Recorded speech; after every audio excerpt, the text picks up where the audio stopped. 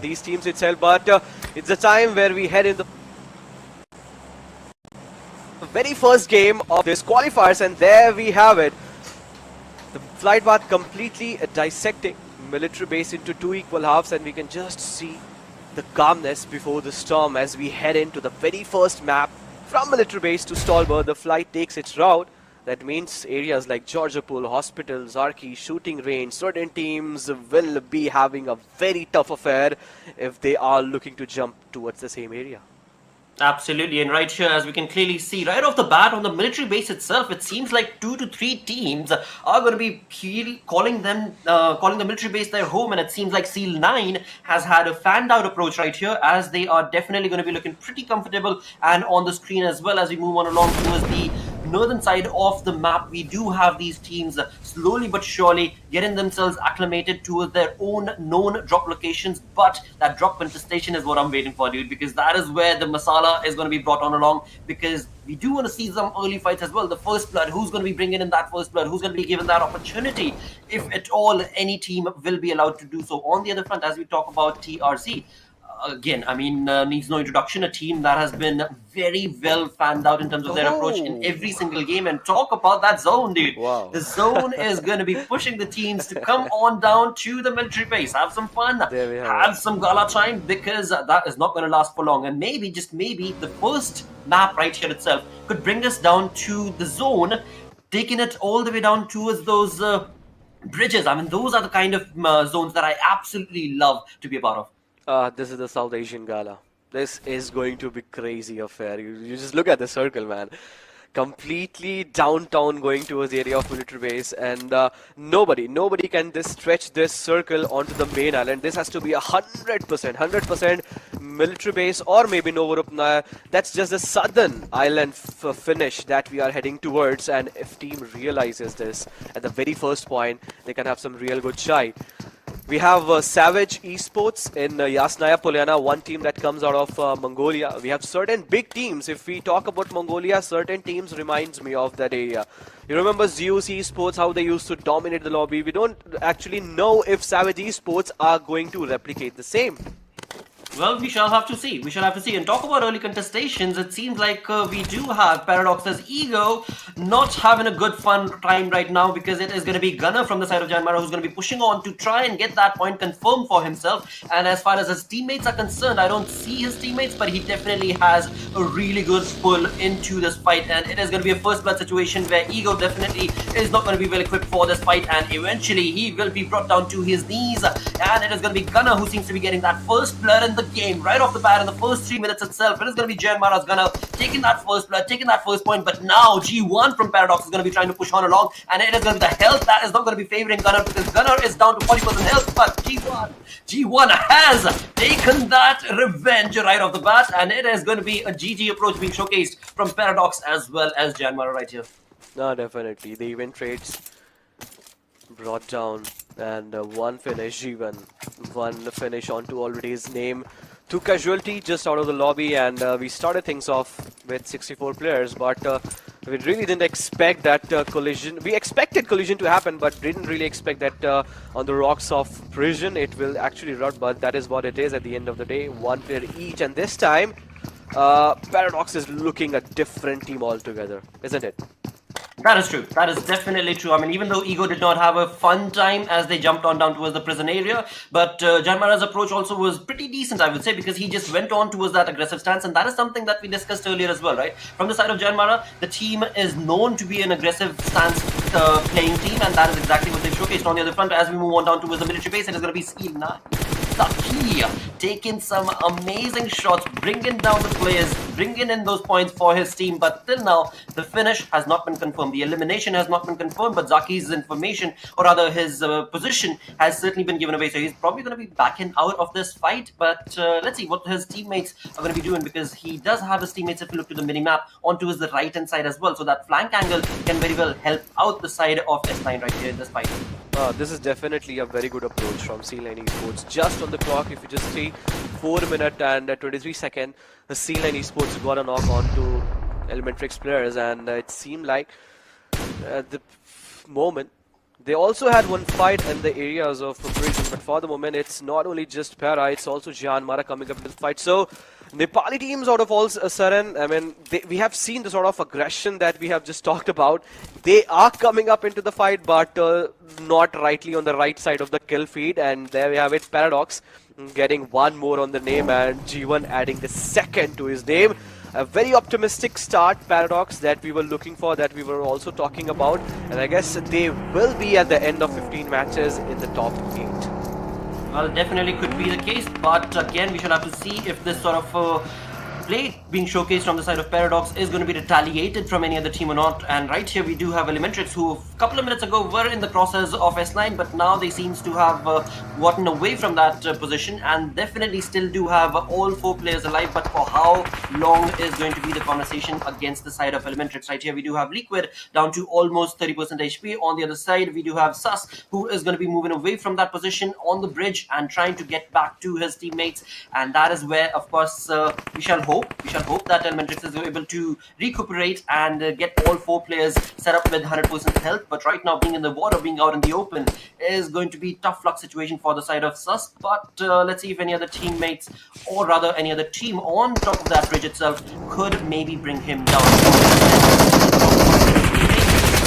Have Mr. Hyuzu, who is certainly now getting his loot set up. It's only 6.5 minutes in, but definitely we can see quite a lot of aggressive gameplay being showcased from these teams. Oh, definitely. It's just Nepali teams all around. Be it been on the kill feed with the rotation, it has all been Nepali teams in the very first 6 minutes. And look at this, the way Kings of BD are just trying to move. We have Gremlin Storm's player pretty much in the same vicinity. I see Kapshi out there just trying to scout out the areas, and Seal 9 is not going to allow any team, because earlier it was Elementrix that tried to cross the bridge, and now it is gonna be, I guess, the Sri Lankan team NRC Esports close to where military bridge is actually present. So all these teams are on the southern side, but if we talk about the gangsters, they are pretty much very far away, pretty much 3 kilometers away to where the teams are actually fighting their senses out. But as we just mentioned, all these teams, we have TRS gaming out of nowhere in the scenes. Well, they are setting themselves on to the bridge camp position. Perfectly set up stands going to be showcased on the side of the Real Soldiers players right here, and Rules is definitely going to be just free flowing across from on this bridge from one beam to the next, and that is definitely going to be helping his cause, because his teammates are also right around the corner, giving him that flank angle, and very close towards that bridge is going to be this gas station, as we can see from the top view, and in that is going to be Dante from the sides of Kings of BD with a UMP. Now, talk about this gun, dude. This has been a killer gun, the UMP, along with, of course, the Mini 14 that we can see on Dante for now. Definitely, but what Rules has just done, the parkour action, that needs a lot of practice, but Rules having that angle is actually helping them a lot of information, and the amount of vicinity, the amount of landscape he can actually gather is just so mammoth. He's on the top of this, whatever you call this, a frame, the frame of the bridge. He's on the top of it, and he can actually see kilometers away from it. Any team, any player who is trying to aggress towards this area, be better prepared. Right here, Kings of BD is down. Definitely being given a lot of leeway right here, because Rules, he does know exactly where that player is with the Mini, and that is something that definitely will help his cause. But we shall see for how long is he going to try and stay silent and quiet, because Kings of BD's Dante is on the move, he's on the run, and it seems like he will be allowed to get away with no problem at all. So he's going to back out of that position that he had in the gas station, and is going to go back to his teammates. There indeed, Dictator and Vexy and of course Mehfooz YT are just waiting across this compound, and here we go. So yeah, the players of DRS have definitely allowed the lad or Dante to move away from that position. On the other front now, Killer Whitey is going to be taking an approach into that gas station. So a very interesting fanned out approach that we can see from the side of the Real Soldiers, and they have a lot of information, but we will have to see if at all there'll be any other team that can stop them and bring them down to their knees, as they do have the bridge camp for now, but for how long is the question that needs to be raised. Definitely. I guess Kings of BD just sense the threat, and as soon as they realize it, they completely just fallen themselves back away, and this is a very good approach for their side. But it's Kings of BD who knows, but as we just spoke about it. It's Gangsters. One Gangster is Ouch. already down. Nightwing takes him down. Oh no, not looking good. He will be finished as for sure.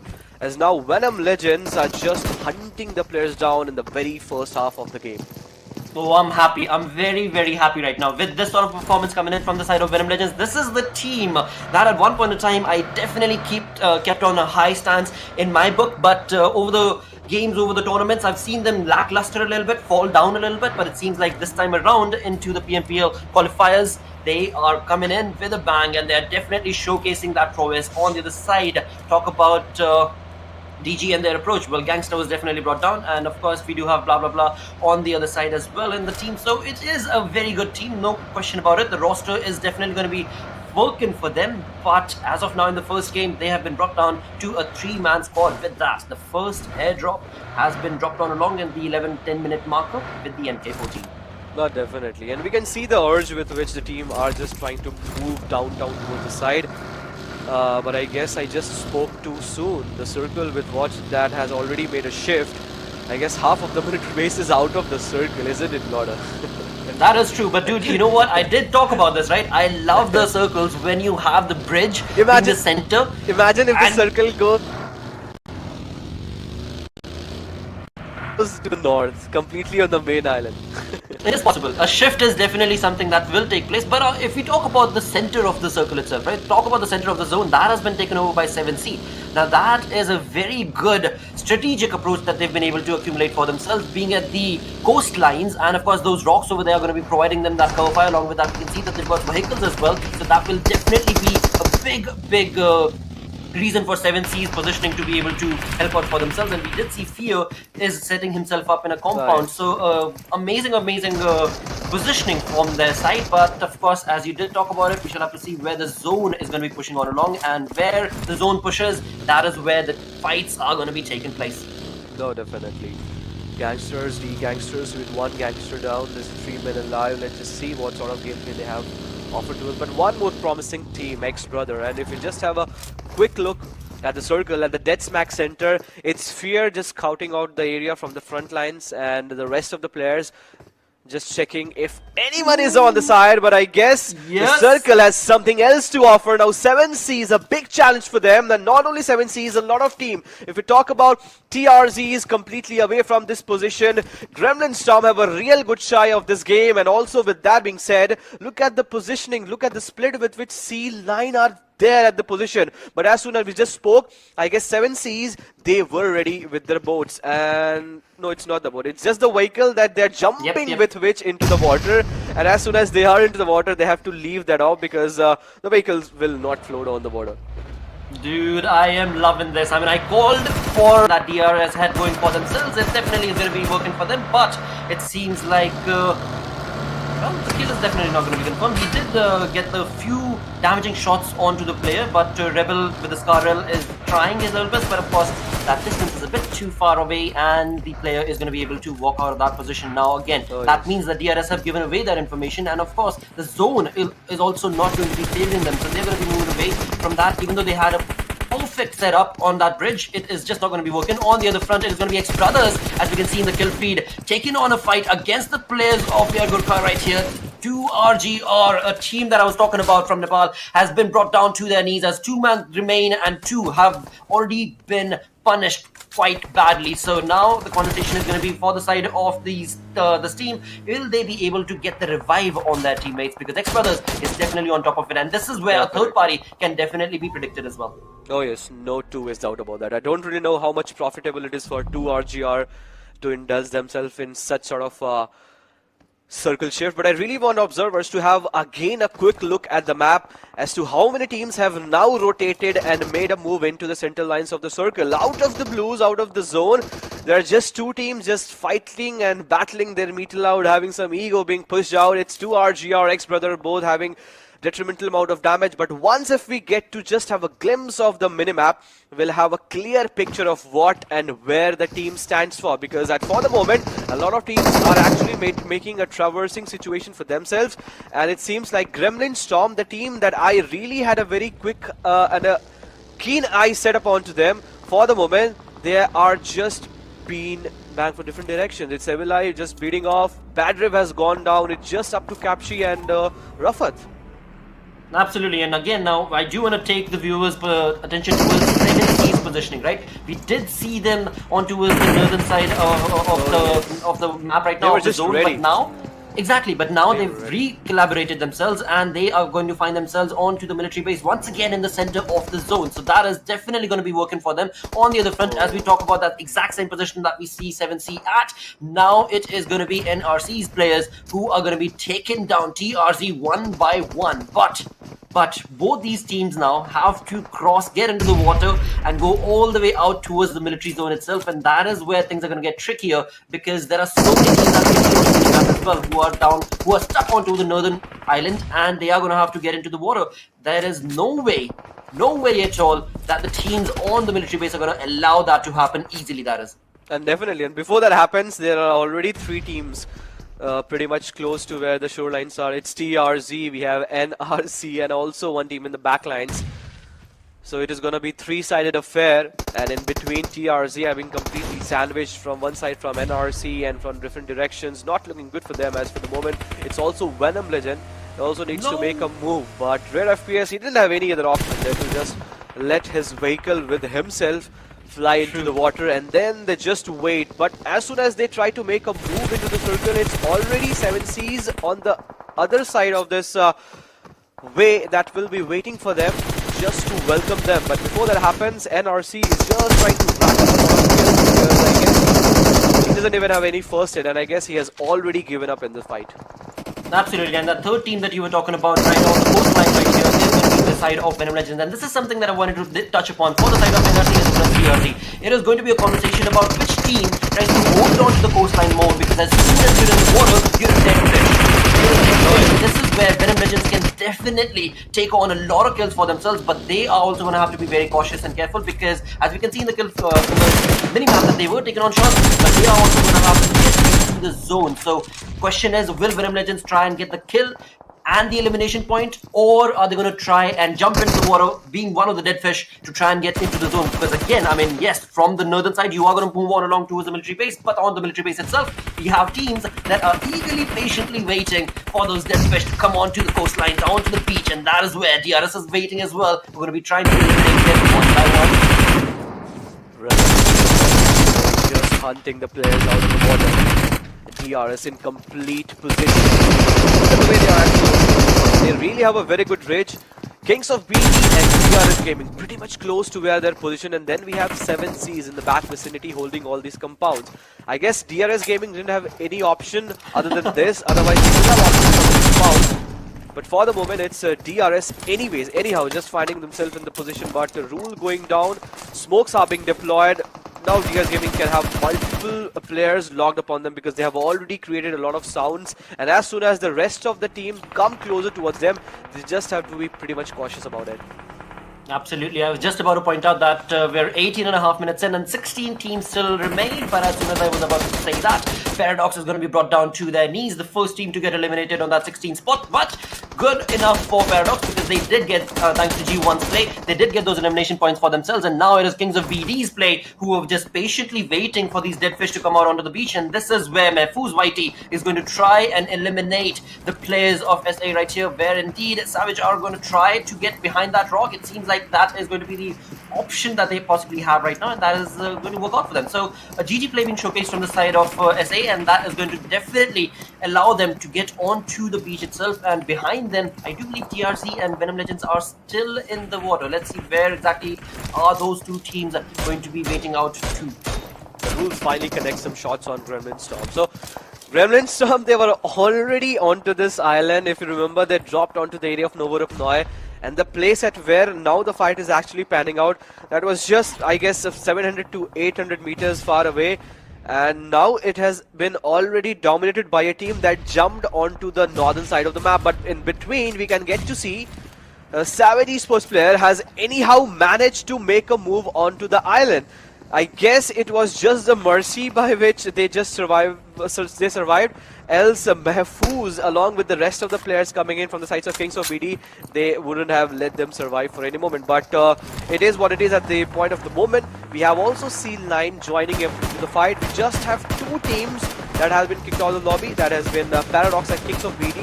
The rest, a lot of teams relies on their at least 2 to 3 players.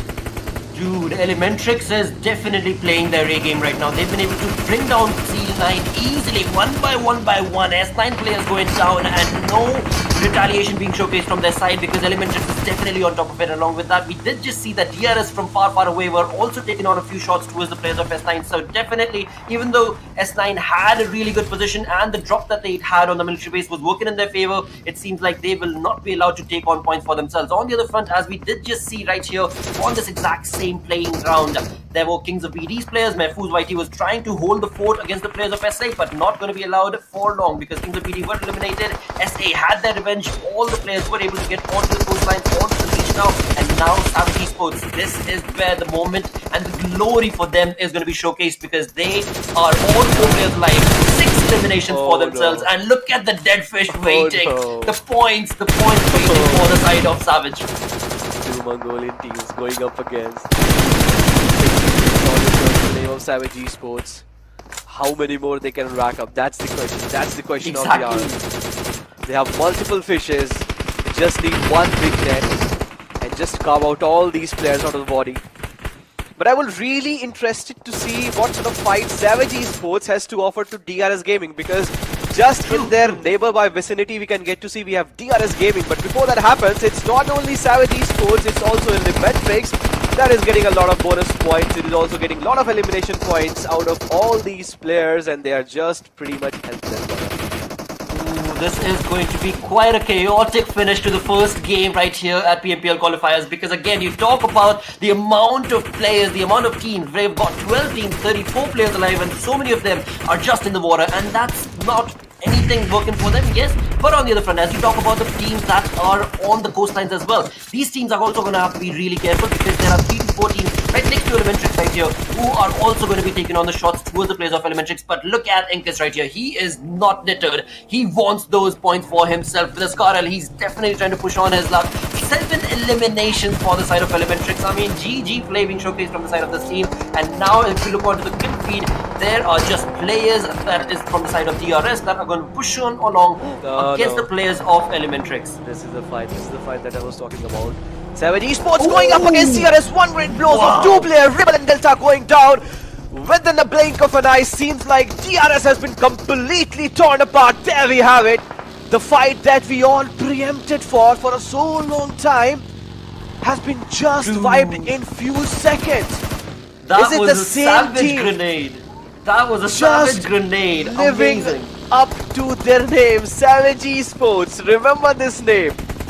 Wow, Alright, so now what we a have game. 2 teams, right? We've got only 2 teams on the beach. No, in fact, correction, 3 teams. We've got 7C as well in the middle. We've got Savage on towards the right-hand side flank, and of course, we do of course have Elementrix as well. But now the question is going to be, will 7C try to retaliate? Because again, when we talk about 7C, they had a really good position in the zone, in the circle. But as the game progressed along, we look on towards those points. The points are not working for their side because Savage is just racking up those elimination points for themselves. 12 elimination for the side of this team, and the game is still not done. And you talk about dead fish in the sea. We've got 1, 2, 3, 4, 5, 6. You keep counting. 6 teams. We've got 6 teams in the water right now. This is just. Oh wow. This is the first good game. This is the very first game. This is the very first Exactly. game of the South Asia qualifiers. And with that being said, it's 2RGR bidding goodbye to this lobby. Just down with 8 teams, 22 players alive. And I guess Savage Esports look unstoppable at this moment. And the new update also brings you, there is no instant conversion of dead body into the crate. You get to your one underwater. But even if they do so, players are pretty much competitive that they will be able to find all these players who are trying to hide themselves into this water. Savage Esports not only have their eyes set upon all these players who are underwater, but now they are having a keen eyes onto Elementrix. So one wrong peek and Hershey goes down. Well, definitely what a play being showcased on the side of Hershey, because indeed he did have 8 elimination points for himself, but as soon as he moved away behind that crate to try and take on the fight towards the players of Elementrix. It was IISL who were just absolutely able to pincer him down and take on that miraculous point for himself. But again, we still do have 3 players remaining from the side of Savage Esports. 17 eliminations for the side of this team. 17 players alive in total. 7C have completely been pincered down. Hustler playing a really good planned out approach right here in this fight, where he does have the cover of that tree. Along with that, of course, he has the position of 7C as well. But as soon as that smoke is dissipating, his position might be given away. On the other front, you talk about 7C. They have that car, that McLaren, that's going to be definitely providing them that cover fire. But for how long? Because TRD is also in the vicinity. I would still say Savage Esports are a better position than what 7Cs are having. Oh, definitely.